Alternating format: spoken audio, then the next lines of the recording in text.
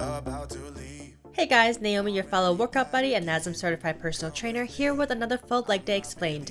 In this video, I'll be giving you guys all the details I can possibly fit into these few minutes, talking about the workout, how to perform the exercises, breathing cues, etc., so you guys can walk into the gym knowing exactly what to do and be as fully equipped as possible. If you're familiar with my workouts, you know that I always enjoy starting off with some full body foam rolling, which I'll do for 10 to 15 minutes, along with some light stretching. This helps to release tension in my muscles, get blood flowing throughout my body, and simply just helps get my body more prepared for the rest of my workout. For my step-by-step foam rolling tutorial and leg day warm-up routine, check out the video I made on it linked in the description. But of course, always feel free to warm up however you feel like you need to be prepared for the workout. Speaking of which, if you have any questions about anything that I mentioned in this video, check out the description for more links to other videos that I've created here on YouTube to help explain those topics. Typically my workouts are a little more structured and I go in knowing exactly what I'm going to do. However, this was my first workout in about a week since being out of town and coming back home, so I decided to just go with the flow this time around and simply just do the exercises that I felt like doing today. This may appear like a seemingly basic and simple workout, but sometimes there's nothing better than a workout that's straight to the point,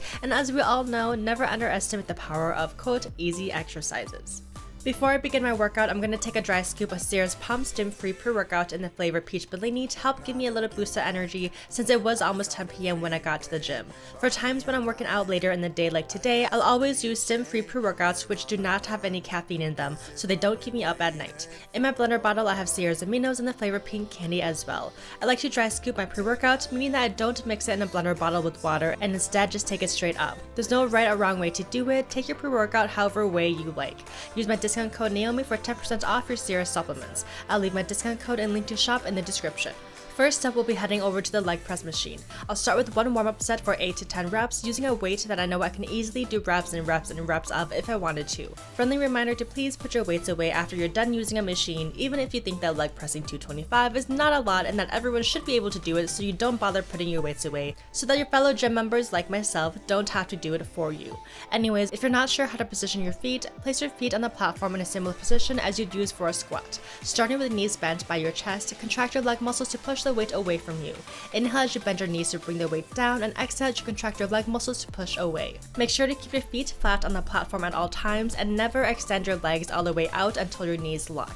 Keep the slightest bend in your knees at all times, even when pushing the weight away from you. For a full tutorial on how to use this machine and perform this exercise with proper form, you already know, check that description, besties. Anyways, I'll be putting another 45-pound plate on each side for my next warm-up set, which I'll do for 8 reps. I'm not doing an insane number of reps for my warm-up sets because I'll only be working my way up to 8 reps per each of my working sets. For our working sets, aka the real sets when the workout starts to really start, we'll be doing 4 sets of 8 reps. As my OGs know, since we're not doing too many reps for our working sets, we're going to increase the amount of weight we typically use when doing more reps. For example, if you know you can comfortably and confidently leg press 90 pounds total for 12 reps, add another 10-pound plate to each side and do 8 reps and see how that feels.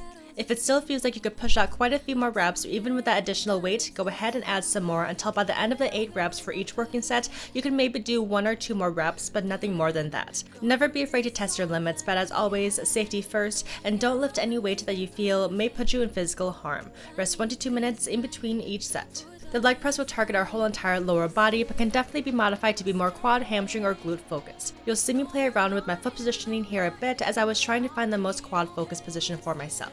Typically, the lower your feet are on the platform, the more quad focused it'll be, and the higher your feet are on the platform, the more glute focused the exercise will be. However, I found that it's the most quad focused for me when my feet are somewhere in the middle, as I am a little bit on the shorter side and I have longer femurs in comparison to the rest of my height. Next up, we have reverse hack squats for 4 sets of 6 to 8 reps, which are a variation of squats that place a greater focus on the quads. If you watched my latest week of workouts video, you know that reverse hack squats are an exercise that I've only just begun incorporating because it only took me 25 years to figure out that I have longer femurs, which makes it more difficult for me to get a proper range of motion when I do standard barbell back squats. But machines like this one are great for countering that, so people with body proportions like myself can still squat and get a full range of motion and target those quads better. I think this entire time I just thought that because I'm shorter that it was impossible for me to have long femurs, but I never really considered my femur length in comparison to the rest of my body. Reverse hack squats will be a lot like your standard barbell squats, simply just on a machine. As you're going down into the squat, make sure to keep your spine in a neutral position and avoid rounding your lower back. Your feet should remain flat on the platform at all times and allow your lower body to feel and power the movement with your arms simply supporting the weight and not helping to lift up. Take a 1 to 2 minute rest in between each set. This exercise absolutely killed me, especially with two 45-pound plates, which is why I only did 7 reps because your girl got weak at quads. But as time goes on, you will definitely see me increasing the reps. As always, it does not matter where you are in your fitness journey, everyone around you is always learning and growing, including your girl. If you've noticed my super cute BA all black fit, it is from Gymshark's latest Adapt annual collection. I had the leggings in a size small and sports bra in a size medium. The black jacket I was wearing earlier is also from Gymshark. I'll leave all the details in the description where you can also find my link to shop and support your girl. Coming up, I'm going to do some good old leg extensions for 4 sets of 12 reps, which will target our quad muscles. Contract your quads to lift your feet up, exhaling as you do so, and as you lower the weight back down, inhale. Really allow the contraction of your quads to power the movement. This one definitely hit extra hard after doing the reverse hack squats, and I'm still sore to this day sitting here editing this video. Rest for 1 to 2 minutes in between each set. Finally, we'll be ending this workout with a superset. Hip abductions for 12 reps, followed by hip adductions for 12 reps for 4 rounds total. Hip abductions will target our hip abductors and glutes, which run along the outsides of our legs. Starting with knees as close as possible together in the center, push the weight out with your knees, exhaling as you do so, and inhale as you bring your knees back to center. Make sure to keep your booty on the seat at all times and your knees on the cushions as well. Really allow your hip abductors and glutes to power the movement. Hip adductions will target our hip adductor muscles that run along the insides of our thighs. Adjust the machine so that the cushions are pushing your legs out as much as they can comfortably go. From here, push your knees together towards the center of your body and then extend your legs back out. Exhale as you contract your hip adductors to power the movement, and inhale as you return back to starting position. Keep the inside of your knees touching the cushions at all times and your booty on the seat. If you ever start feeling either hip abductions or adductions in your lower back more than your lower body, try lowering the amount of weight you're using and see how that feels. Take a 1 to 2 minute rest after you complete each round of the superset. And that completes this workout, guys. Thanks so much for working out with me today. I hope you found this video helpful, and if you did, leave a thumbs up. To stay up to date with more workout ideas and inspo, click that subscribe button and notification bell. Thanks so much again for stopping by today, guys. I'll see you guys all again next week.